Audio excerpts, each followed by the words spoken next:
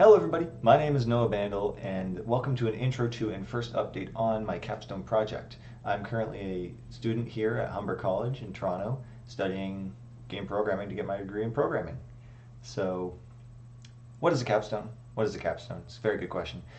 For my case, a capstone is the big project at the end of the program that all us students got to do to kind of show off our programming prowess, either engine architecture wise, game development wise, or maybe both. In my case, it's going to be both. So I'm working with a team of two other people on this, and we are building an engine from scratch in C++ to not only build an engine and learn all about it in the back end, but also build a game with said engine to make a game we kind of want to show off to the world. So you see here, this is kind of the little taste, little beginning steps of the engine. I should mention, however, this is a prototyping grounds. This is not the current build of our engine specifically.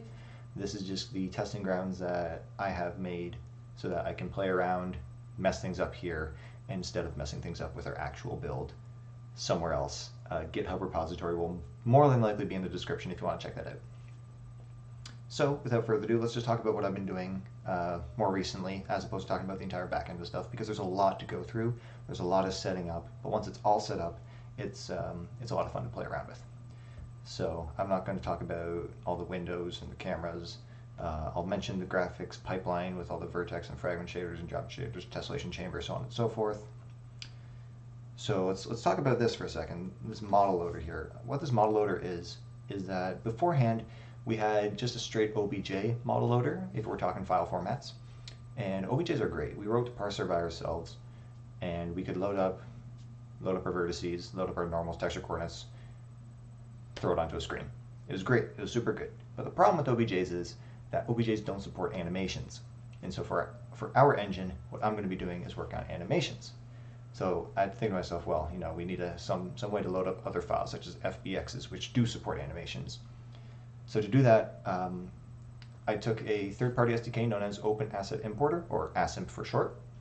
And what ASIMP is it is a wonderful collection of parser files for different file formats that allow us to gather the vertice data, the normal data of any file meshes that we want, as well as animation data.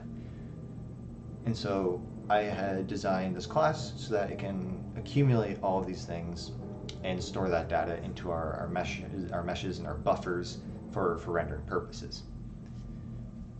Let's take a look at here's the header file, for example. We got some stuff.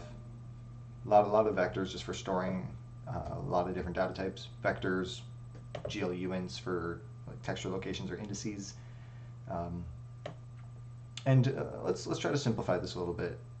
ASIMP takes in the file and it parses through it, and we go then to processing it. And processing it is a recursive method that if our mesh, because meshes can have children, there can be submeshes in a mesh. So it recursively checks through our mesh and if there's any more submeshes, and it processes those nodes. And to process those nodes,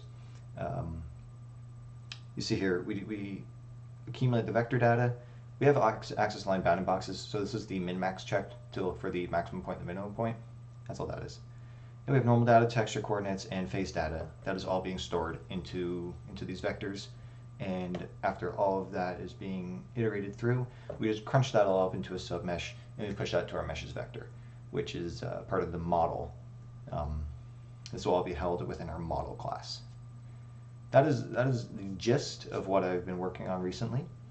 Some of the problems I've gotten into have been things like, for example, if I have more than one material in a material file that I'm loading up, I needed to just write it in a way that I could load both of my material files with my texture handler and my model handler, or material handler, excuse me.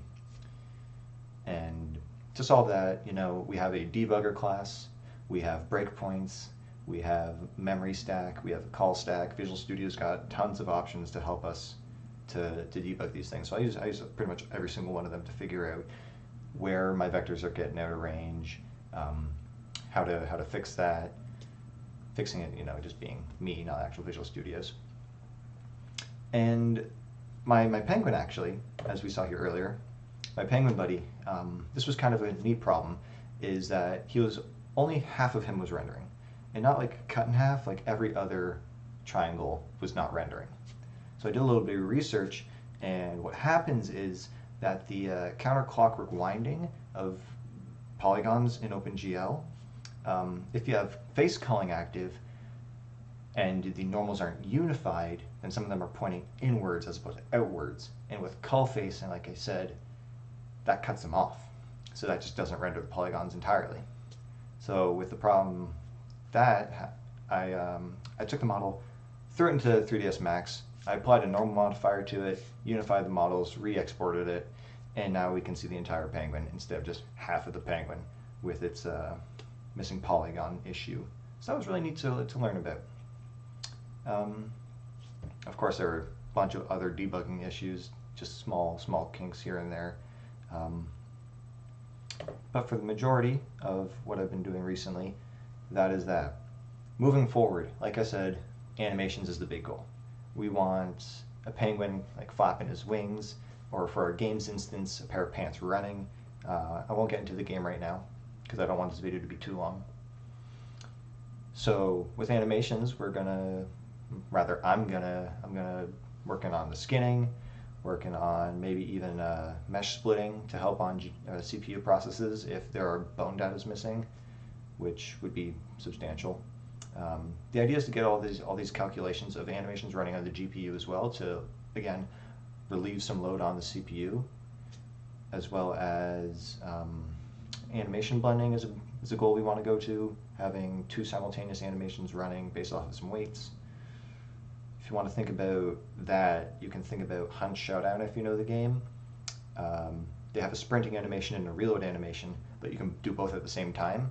And so the animation is blended so that you can reload and sprint, and it looks phenomenal when pieced together. I believe there is not much to look at anymore. We can see here cells and bounding boxes. The cells is for spatial partitioning. That helps optimize things like collisions and rendering. So if you don't want to render something too far out, because that's just wasting time. You don't want to check collisions on yourself and things outside of your cell that you're in, because that's just wasting time.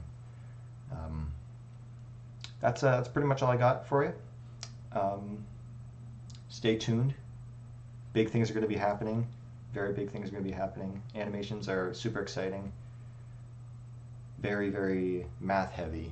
A lot of matrices and quaternions and vectors. So the numbers will be flying. I hope you can keep up. That's it for me. Once again, my name is Noah Bandl. I'm a programmer. About to finish my degree. Look forward to the future. Take care. I'm out.